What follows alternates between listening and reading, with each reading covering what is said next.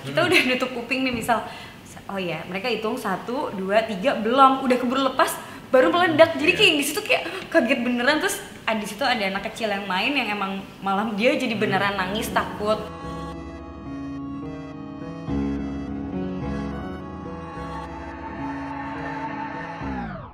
Pertamanya sebetulnya saat aku ditawarin film ini, aku sama Mbak Nini Musa, dia menjabarkan konsep film ini tuh akan seperti ini, bla bla bla bla bla bla. Terus saya dikasih skrip, ini karakter kamu ini gitu. Saya baca Bribtu Firman, lah namanya sama nih yang sama nama. Iya, Adi Firman ya, nama tengahku kan. Terus kayak mungkin ini udah karena aku percaya bahwa peran itu akan memilih aktornya gitu, kayaknya ya mungkin ini jalanku untuk memerankan si polisi lalu lintas ini. Jadi saat itu aku langsung bilang oke, I'm in. Dulu kebetulan saya pernah jadi kantoran juga gitu. Paling tantangannya adalah ketika kena bom. Cuman saya pernah sharing sedikit sih kemarin juga ke teman-teman ini yang lain. Kebetulan saya pernah ada kasus yang sedikit mirip dengan bom gitu. Jadi pernah ada kejadian di 2009 lalu, pernah ada kejadian sesuatu yang meledak dan saya ada di situ. Jadi itu rasa itu tuh pernah ada gitu. Jadi tinggal dituangkan dalam skrip ini. Kita diajarkan cara mengatur lalu lintas, lalu juga sempat bertemu dengan bapak polisi yang bertugas saat itu dan korban juga, karena bapak polisi itu masih bertugas tapi banyak luka di sekujur badannya. Saya cuma tanya kepada beliau, rasanya apa Pak gitu kan saat itu. Kalau mereka menjabarkan panjang lebar, waduh saya mas ini saya, terus saya simpulin sendiri gitu kan, oh yang dirasakan seperti ini, traumatiknya seperti ini. Dan kalau misalnya Polantas aslinya kan kalau mengatur lalu lintas kan udah kaku gitu kan. Tapi kan banyak juga kita lihat kesehariannya kita udah aslinya udah capek udah juga, gitu pasti capek ada gitu. juga. Itu yang saya ambil karena saya nggak pengen jadinya nanti walaupun jadi Polantas ada yang nonton Polantas kayak gitu deh. Iya, gitu, mau yang lebih real banget aja ya. Lebih real aja gitu. Dari dia cerita aja tuh sebenarnya kalau kita dengerin baik-baik orang cerita itu kan sebenarnya kita bisa ngerasain kan dia tuh kayak gimana sih.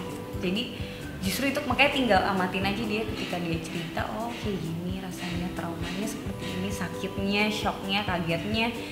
Oh itu dicampur dengan apa ya pengalaman yang udah pernah aku alamin sebelumnya. Jadi emang itu lumayan kan, itu kekayaan yang belum pernah dialamin orang lain juga mungkin gitu. Jadi akhirnya itu dicombine dijadiin ya satu adegan di situ gitu. Menjaga mood. Karena panas banget ya. Panasnya itu bajunya gila-gila. Parah. Itu bajunya nggak nyaman banget katanya. Nggak nyaman. Jadi for your information nih guys, bahwa baju polisi itu mungkin masih bagusan bajunya Mas nih yang dikasih dari kantor. Bahannya itu tebel banget. Kita harus syuting di Tamrin, di tengah-tengah yang jalanan yang super hektik sih, panasnya gila-gilaan. Dan setiap Sabtu Minggu di blok, kalau Sabtu itu jam 6 pagi sampai jam 4 sore, kalau Minggu jam 11 siang sampai jam 4 sore. Tapi ada yang nggak ditutup kan? Ada yang ditutup. Aku dapat yang itu gitu karena kita butuh hektiknya. Nah, kalau kesulitannya aku adalah menjaga mood itu sendiri. Karena gila-gilaan panasnya, aku jadi lebih menghargai Polantas gitu ya, yang tadinya bener-bener gila nih gitu. Agak malu juga gitu kan, yang dikit-dikit padahal nggak seharian juga ya di situ. Dikit-dikit kru kipas portable gitu kan. Kalau nggak minum gitu. Itu sih yang kesulitannya lebih seperti itu gitu. Gimana caranya untuk menyampaikan rasanya gitu. Jadi rasanya tuh gimana sih biar bisa nyampe di penonton. Paling ya itu pas lagi kena bom itu kan gitu di situ ada bom dirakit ledakan beneran. Terus di situ harus ada api juga beneran. Paling ngelawannya lebih ke fisik ya, panasnya. Terus lebih ke yang kayak gitu sih, lebih ke fisik, panas dan harus lari-lari, lebih ya fisiknya harus kuat aja sih. Sebenarnya dengan mereka menggunakan ledakan yang asli itu malah bikin ini yang asli untuk dibuat kebutuhan film ya. Jadi malah itu ngebantu banget buat actingnya sendiri karena itu jadi kaget beneran. Kita udah nutup kuping nih misal, oh ya mereka hitung 1, 2, 3 belum, udah keburu lepas baru meledak. Jadi kayak di situ kayak kaget beneran. Terus di situ ada anak kecil yang main yang emang malah dia jadi beneran nangis takut, terus jadi kayak semuanya dibantu suasananya. Lebih memudahkan ya, memudahkan kita jadi, untuk berperan.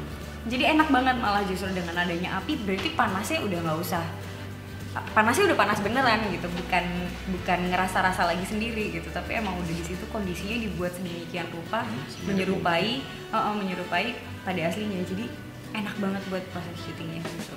Sebetulnya itu sih Mas Eugene atau Mbak Mira yang menjawab itu, tapi kalau saya pribadi saya balik lagi bilang bahwa korban Tamrin atau korban teroris lebih tepatnya itu tuh semua lapisan masyarakat kena gitu.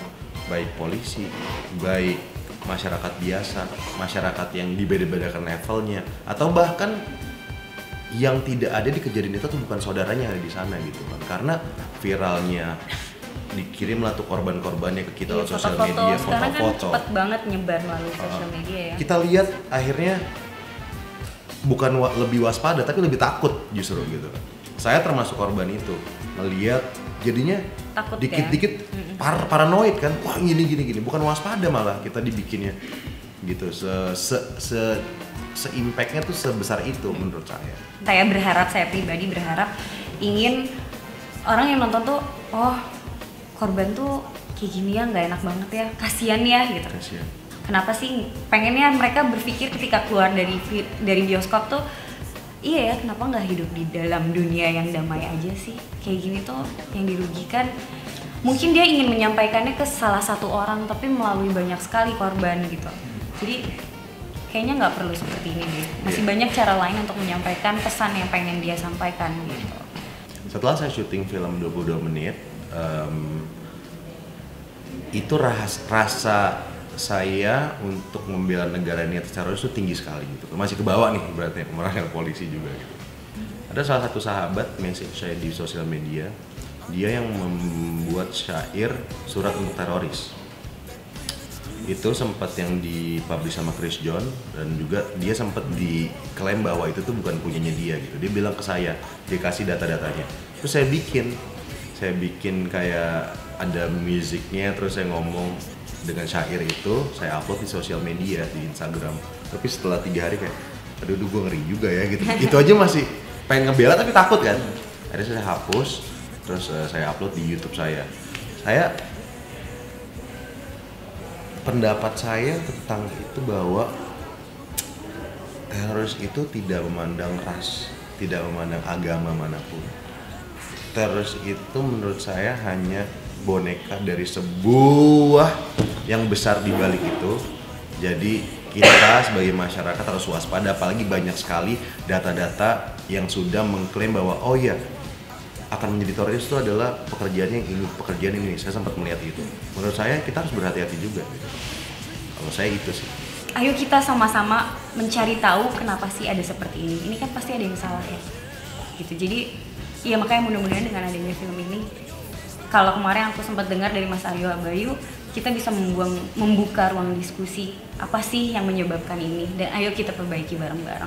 Halo pemirsa Vivaco ID, saya Ade Firman Hakim, saya Hana Malasan. Jangan lupa untuk nonton film 22 menit tanggal 19 Juli 2018 di bioskop terdekat Anda.